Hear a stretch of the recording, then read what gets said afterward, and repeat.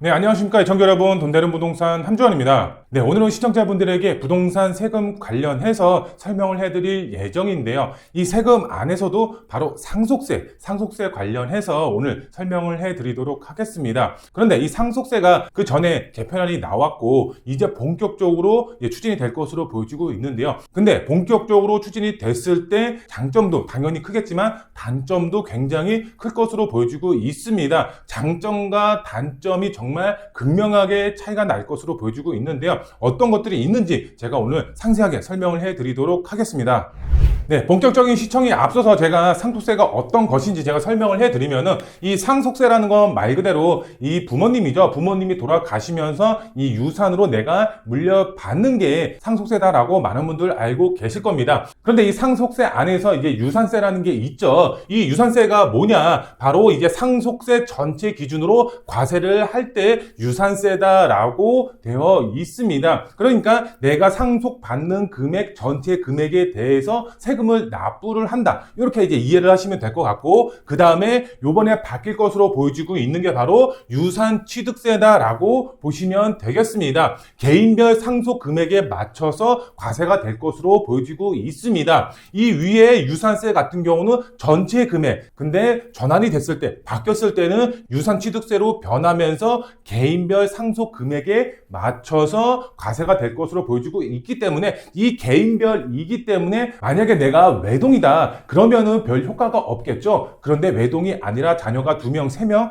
4명 이렇게 늘어난다 그러면은 그 금액에 맞춰서 각 분배가 되겠죠. 금액이 적어지겠죠. 그거에 맞춰서 세금이 과세가 되기 때문에 그만큼 전체 금액으로 할 때보다는 세금적으로 봤을 때는 굉장히 큰 이득을 보실 수가 있다. 이렇게 이제 설명을 드릴 수가 있겠습니다. 기사가 나와 있는데요. 상속세, 유산취득세 전환, 공평과세, 기부 활성화 기여 이렇게 나와 있습니다. 기부 자체가 왜 활성화되는지 제가 뒤에서 설명을 해드릴 예정이고요. 공평과세, 유산취득세로 전환했을 때 이렇게 나와 있습니다. 많은 전문가들이 모여서 토론회를 개최했는데 이 유산취득세로 전환을 해야 된다라는 게 대부분 이제 의견이었다라고 보시면 되겠습니다. 그만큼 유산취득세로 변할 확률이 굉장히 크게 올라갔다. 법안까지 이제 발의가 됐다. 25년도에는 이제 추진이 되지 않을까 이렇게 생각이 되고 있습니다. 그런데 넉넉히 있다가는 어떻게 된다? 정말 세금 폭탄이 엄청나게 나올 수도 있습니다. 내가 유산을 정말로 많이 받음으로써 이 세금 자체가 낮아질 수도 있지만 반대로 또 세금을 정말 폭탄처럼 내야 될 수도 있기 때문에 오늘 영상 정말 중요하기 때문에 끝까지 시청하시고 도움받는 시청자분들이 되셨으면 좋겠는데요. 지금 보시면은 유산취득세, 절세 효과 크지만 단점도 존재한다는 점 꼭 이제 알아두셔야 될 것 같고요. 두 번째로 미리 준비 안 하면은 세금 폭탄 맞을 수도 있습니다. 미리 준비 어떻게 해야 되는지 제가 오늘 설명을 해드릴 예정이고요. 그 다음에 세 번째로 봤을 때 부모님 돌아가신 것도 솔직히 마음 아픈데 세금 때문에 팔아야 되는 이제 현실이다. 말 그대로 부모님이 돌아가셨는데 부모님이 세금을 납부하는 건가요? 그렇지가 않겠죠. 그렇죠? 부모님이 돌아가셨으니까 이 유산을 내가 받음으로써 이 유산에 대해서는 세금 납부를 누가 해야 되죠? 내가 해야 되는 거죠. 그렇죠? 부모님이 부동산을 갖고 계셨다. 근데 이 부동산이 나에게로 넘어왔다. 근데 이 부동산 자체의 세금, 유산세를 내야 되는데 지금 당장 유산세, 세금을 납부할 돈이 없다. 그러면 어떻게 해? 부모님이 정말로 물려주신 재산, 소중하고 아까운데도 불구하고 돈이 없기 때문에 팔아야 되는 상황이 오겠죠. 정말 안타까운 현실입니다. 그래서 바뀌어야 될 것 같은 내용도 오늘 제가 설명을 해드리도록 하겠습니다. 네, 오늘 강의를 보시게 되면 첫 번째로 이 유산취득세 절세 효과 정말 크다고 하는데 어떤 절세 효과가 있는지 제가 첫 번째로 설명을 해드릴 예정이고요. 두 번째로 봤을 때 이 유산취득 잘못하면은 역대급 세금 폭탄을 맞을 수가 있습니다. 왜 세금 폭탄을 맞을 수가 있는지 두 번째로 설명을 해드릴 예정이고요. 그 다음에 마지막 세 번째로 핵심 포인트 짚어드리면서 오늘 강의 마무리해드리도록 하겠습니다. 네, 첫 번째로 이 유산취득세 절세 효과 왜 큰지 제가 설명을 해드리면은 오른쪽 화면 위에 보시면은 유산취득세라고 나와 있죠. 유산취득세 제가 앞서서 간략하게 설명을 해드렸지만 이 개인별 상속 금액에 맞게 과세가 된다라고 보시면 되겠습니다. 형제 자매가 많으면 많을수록 세금 금액이 그만큼 낮아질 수가 있다. 납부해야 될 세금이죠. 그만큼 낮아질 수가 있다라고 보시면 될 것 같은데요. 지금 보시면 상속 증여 세율이 이제 조정이 될 것으로 또 보여지고 있습니다. 그 전에 이제 개편안이 이제 발표가 된 이제 보도 자료라고 보시면 될 것 같은데요. 지금 현행이 나와 있고 그 다음에 개정안이 나와 있습니다. 요번에 나온 것은 이 유산 취득세로 변경이 될 것으로 보여지고 있다라는 게 이제 첫 번째 내용이고요. 그 다음에 이 세율 조정 같은 경우는 아직 얘기는 없지만 그 전에 발표된 내용이 있기 때문에 이것도 같이 바뀔 것으로 보여지고 있기 때문에 어떻게 개정이 되는지 제가 설명을 해드리면 지금 현행과 지금 개정안이 나와 있습니다. 지금 현행을 보시게 되면은 지금 1억 이하의 지금 세율표가 10%로 잡혀 있습니다. 근데 개정안을 보시게 되면은 2억 이하의 10%의 세율로 변경이 됩니다. 그만큼 과세표준 금액 자체가 1억 정도 상향이 된 거고요. 그 다음에 30억 초과가 50%의 세율이 있었는데 지금 개정안에서는 지금 없어졌고요. 10억 초과부터 40% 세율로 바뀐다라고 보시면 되겠습니다. 그렇기 때문에 10억 이하까지는 지금 동일하고요. 그 다음에 10억 이상일 때는 지금 40%로 변경이 되는 게 이 개정안이다. 근데 별 차이 없네 이렇게 생각하실 수도 있겠지만 금액 자체가 몇억 몇십억으로 넘어가면은 이 10% 20% 차이가 정말 금액적으로 봤을 때는 엄청난 금액이다. 지금 보시면은 그 다음에 상속세 잔여 공제 금액도 상향이 될 것으로 보여지고 있습니다. 그 전까지는 이제 5천만 원의 공제 금액이었지만 지금 기본적으로 이제 일괄로 5억까지 늘어난다. 그만큼 공제 금액 자체가 상당히 커졌기 때문에 세금의 납부 금액이 굉장히 떨어질 수가 있는 효과가 있다. 이렇게 이제 보시면 될 것 같은데요. 제가 예시를 하나 들어보도록 하겠습니다. 지금 절세 예시 이렇게 나와 있는데요. 유산세 방식 그 전에 개정이 되어 있지 않은 내용으로 이제 산정이 됐을 때, 그 다음에 유산 취득세 방식으로 세금이 나왔을 때의 상황입니다. 근데 지금 과표 30억, 그 다음에 과표 30억 이렇게 나와 있고 총 상속세 10억 4천만 원 이렇게 나와 있습니다. 이 10억 4천만 원이라는 것은 지금 현행이죠. 현행으로 따졌을 때의 얘기입니다. 지금 보시면은 30억 원 되어 있죠. 지금 현행을 한번 보도록 할까요? 30억 원 이하 이렇게 되어 있습니다. 40%로 잡혀 있습니다.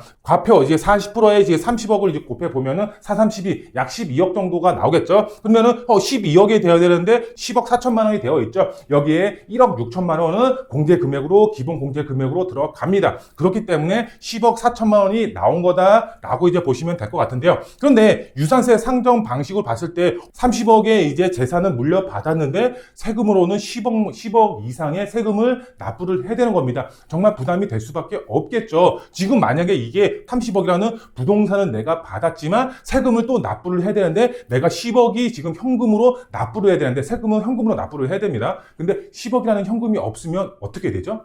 이것을 팔아야 되는 겁니다. 30억을 아파트든 건물이든 지금 받았다 그러면은 팔아서 세금을 납부를 할 수밖에 없는 그런 상황이다라고 보시면 될 것 같고요. 지금 보시면은 유산취득세 방식이라고 해서 과표가 30억으로 잡혀 있습니다. 그런데 유산취득세 방식은 제가 앞서서 뭐라 그랬죠? 지금 보시면은 개인별 상속 금액에 맞게 과세한다 이렇게 나와 있습니다. 그러면은 이 과표 30억을 잡는 것이 아니라 개인별로 잡는 겁니다. 예를 들어서 내 자녀가 3명이다. 3명이면은 10억씩 나눠 갖겠죠. 그쵸? 그러면은 10억, 3명이 나눠 가지면은 개인별로 납부해야 되는 금액이 얼마죠? 그러면 10억의 과표가 잡히는 겁니다. 그러면 현행을 한번 보도록 할까요? 현행에 보시면은 10억 원 이하 이렇게 되어 있죠. 그 전에 통으로 잡았을 때는 40%지만 그게 아니라 10억 원으로 낮아졌기 때문에 지금 세율 자체가 30%로 변경이 된다라고 보시면 되겠죠. 그러면은 총 금액은 이제 30억이기 때문에 3, 3은 9. 말 그대로 지금 3억씩 떨어지게 됩니다. 그러면은 3억이라는 세금이 각자 이제 내야 되는 세금인데 여기에 세율에 이제 공제 금액이 들어가겠죠. 기본 공제 금액이 바로 지금 6천만 원이죠. 6천만 원의 기본 공제 금액이 들어가기 때문에 각자 내야 되는 세금이 지금 2억 4천만 원씩이다. 2억 4천만 원씩 하면은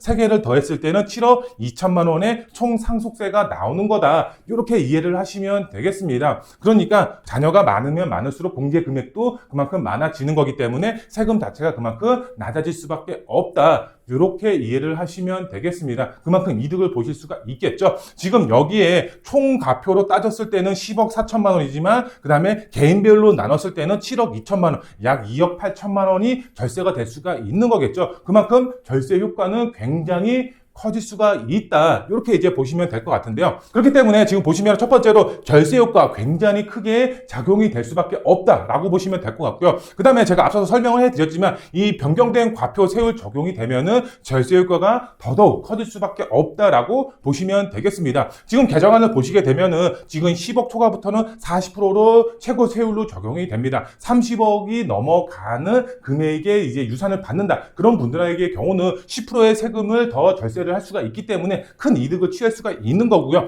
그 다음에 이 공제 금액이죠. 기본 공제 금액이 이제 5억 원이죠. 이 5억 원으로 된다라고 했을 때는 각 개인마다 5억씩 나눠진다라고 했을 때는 그 공제 금액이 정말로 더더욱 커질 수밖에 없겠죠. 그쵸? 지금 보시게 되면은 30억 자체가 3명씩 이제 나눠 가진 겁니다. 그런데 기본 공제 금액이 5천만 원이 아니라 5억으로 바뀐다라고 했을 때는 얘네들이 지금 5억씩 또 나눠 갖는 거겠죠. 그쵸? 5억이 이제 각 개인마다 마이너스가 되는 겁니다. 개정안 세율대로 본다라고 했을 때는 그전에는 30%였지만 지금은 5억, 20%로 낮아지는 겁니다. 그만큼 절세 효과가 더더욱 커질 수밖에 없는 게 바로 요번 이제 개정안 내용이다라고 보시면 되겠습니다. 네, 그리고 이제 두 번째로 봤을 때 피상속인의 선의에 의한 기부 활동 늘어날 수밖에 없습니다. 왜 늘어날 수밖에 없느냐?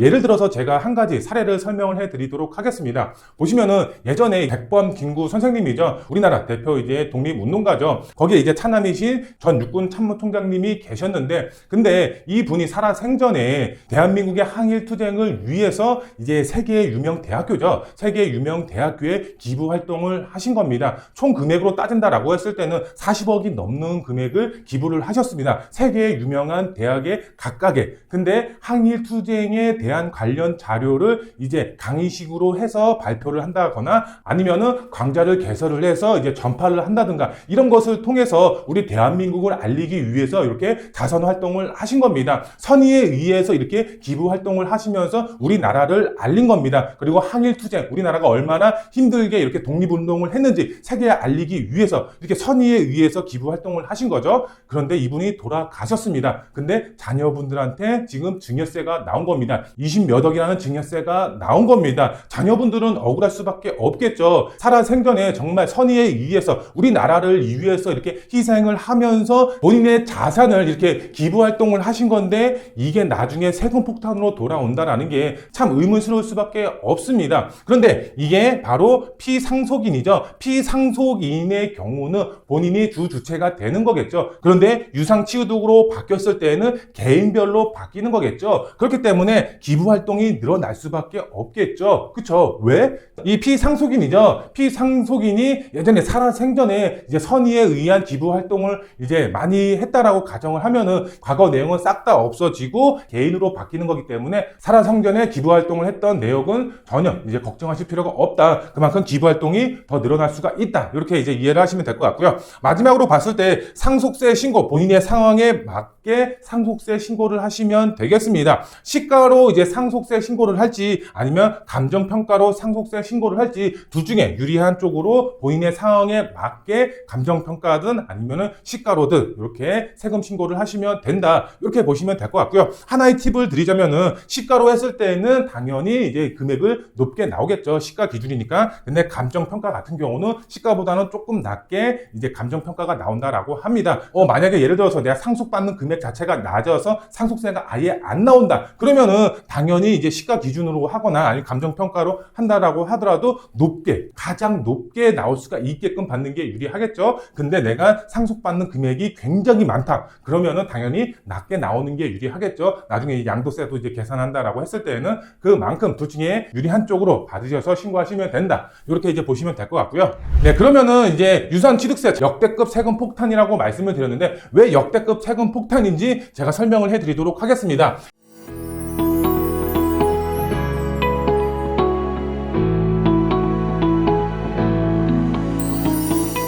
세금 납세 의무자 이렇게 이제 나와 있는데요. 세금 납세 의무자가 누구인지를 파악을 하셔야 됩니다. 우선 유산세의 경우는 피상속인이죠. 말 그대로 돌아가신 분의 기준으로 이제 납세 의무자가 형성이 됩니다. 그런데 또 반대로 유산취득세의 경우는 유산을 받는 개인별 기준으로 납세 의무자가 형성이 되는 거겠죠. 근데 여기서 중요한 것은 이겁니다. 바로 국세청에서 사전 증여를 확인한다 된다라는 점입니다. 현행 같은 경우는 피상속인이죠. 피상속인 통장만 확인을 하는 겁니다. 왜? 유산세 피상속인 기준으로 이제 돌아가신 분 기준으로 통장을 확인을 하는 거겠죠. 이 돌아가신 분이 내 자녀한테 말 그대로 이제 유산을 사전 증여를 했는지 이것만 확인을 하는 겁니다. 그런데 지금 이제 변경이 됐을 때 개인별 통장 모두 싹 다 확인을 한다라는 겁니다. 지금 현행 이제 돌아가신 분은 상관이 없는 겁니다. 말 그대로 개인별 이 변경이 됨으로써 개인별 통장 모두 싹 다 확인을 하면서 이 돌아가신 분이 나한테 얼마만큼 증여를 했는지 사전 증여가 됐는지 말 그대로 통장 모두 싹 다 확인이 된다라는 점입니다. 그러면은 이 영상을 시청하시는 시청자분들 어느 정도 이제 감이 오시죠? 내 통장을 싹 다 확인한다 국세청에서. 그러면은 살짝 불안하신 분들도 분명히 이 영상을 보시면서 있으실 겁니다. 목돈 자체가 굉장히 많이 오고 갔던 내역들 이게 싹 다 공개가 되는 겁니다. 근데 이것을 증여로 본다? 그러면은 엄청난 세금 폭탄이 나올 수도 있는 거겠죠. 이것은 말 그대로 어떻게 왜 이체를 했는지 말 그대로 증빙이 돼야 되기 때문에 증빙을 못한다? 그러면 증여로 간주를 한다라는 점입니다. 그렇기 때문에 통장 모두 오픈이 된다. 정말 폭탄을 맞을 수가 있다라는 점입니다. 개인별 계좌 싹 다 확인 들어가면 10년치죠. 10년치를 싹 다 확인합니다. 말 그대로 정말 엄청난 역대급 세금 폭탄을 맞을 수가 있다라는 점입니다. 세금 폭탄 예시를 한번 들어보도록 할까요? 우리가 미성년자죠. 이 미성년자 기준으로 봤을 때 2천만 원까지는 이제 무료 공제가 가능하죠. 그 다음에 성인 기준으로 봤을 때 5천만 원이고요. 그 다음에 이제 배우자죠. 배우자 같은 경우는 6억까지는 무료 공제가 들어갑니다. 언제? 10년 동안. 10년 동안은 무료 공제 금액입니다. 근데 그 이상이 넘어간다? 당연히 증여세가 나온다. 이렇게 이제 보시면 될 것 같은데요. 근데 이제 10년치를 싹 다 확인한다라고 합니다. 국세청에서. 그런데 목돈이 이체가 됐다? 근데 이게 증빙할 수가 없다? 그러면 증여세가 나오는 거고요. 그 다음에 이 내 집 마련을 하는데 내가 몇 천만 원, 몇 억을 이제 준비를 해줬다. 근데 증여세 신고를 안 했다? 당연히 증여세가 나오겠죠. 그 다음에 뭐 전세 계약이라든가 뭐 생활비 등을 이제 이체를 해줬는데 근데 이게 그냥 이름으로 이체를 해준 겁니다.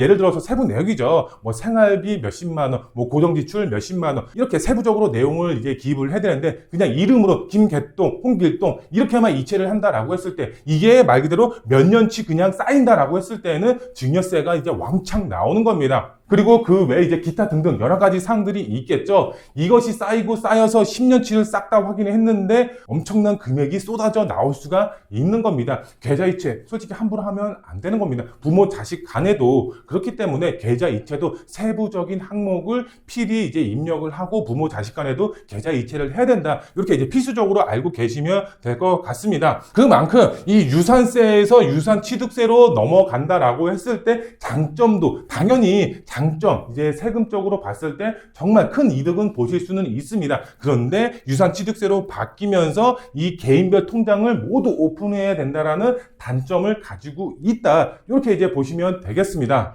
네, 마지막 핵심 포인트 짚어드리도록 하겠습니다. 유산세, 유산취득세로 변경이 되더라도 성질은 변하지 않는다. 이렇게 이제 생각을 하셔야 되는데 어떤 성질을 말하는 거지? 이렇게 생각을 하실 수도 있겠죠. 말 그대로 미실현 이득에 대한 과세다라고 보시면 되겠습니다. 현금으로 증여를 하시는 분들도 있겠죠. 돌아가시면서 몇십억이라는 돈이 통장에 묻어져 있는데 이 통장을 내가 이제 유산으로 받았다. 그러면 이제 현금이 있으니까 말 그대로 실현 이득입니다. 근데 실현 이득이 아니라 말 그대로 현물 가치죠. 부동산이라든가 땅이라든가 건물이라든가 이런 미실현 이득, 현물의 가치를 내가 유산으로 받았다. 그러면 팔지 않는 이상은 이득을 취하는 게 아니죠. 그렇죠? 근데 내가 건물을 유산으로 받음으로써 몇십억이라는 유산 때문에 내가 몇십억이라는 돈을 또 세금으로 납부를 해야 된다. 그러면 굉장히 또 부담이 될 수밖에 없겠죠. 그렇죠? 납세자 엄청난 부담을 느끼실 수밖에 없겠죠. 그래서 요즘에는 이런 말들이 나오고 있습니다. 내가 현물로 유산을 받았다. 그러면 내가 이것을 팔 때 그때 이제 상속세를 납부하는 그렇게 변해되지 않나 이런 얘기가 나오고 있는 겁니다. 당장 내가 물건을 받았다고 해서 내가 이득이 되는 것이 아니기 때문에 말 그대로 미실현 이득이기 때문에 내가 이득이 생겼을 때 그때 그때 상속세를 납부해야 되지 않나, 이렇게 이제 얘기가 나오고 있다. 조만간 이 부분에 대해서도 회의를 하지 않을까, 이렇게 이제 생각이 되고 있고요. 그 다음에 유상취득세 이면에는 온 가족의 계좌 오픈이 들어갑니다. 계좌 이체하실 때 세부적인 내용으로 이체를 하셔야 됩니다. 생활비라고 해서 이름으로 떡하니 이체를 하는 것이 아니라 우리 가족 생활비 아니면은 누구누구 생활비, 이렇게 세부적으로 입금을 하신다던가, 아니면 뭐 자녀의 뭐 학원비를 이제 입금을 한다 그러면은 자녀의 학원비, 이렇게 이제 세부적으로 입금을 하셔야 됩니다. 그냥 이름으로 떡하니 귀찮아서 이름으로 그냥 입금을 하신다, 나중에 10년치 쌓이면은 이게 증여세로 나올 수가 있다라는 점입니다.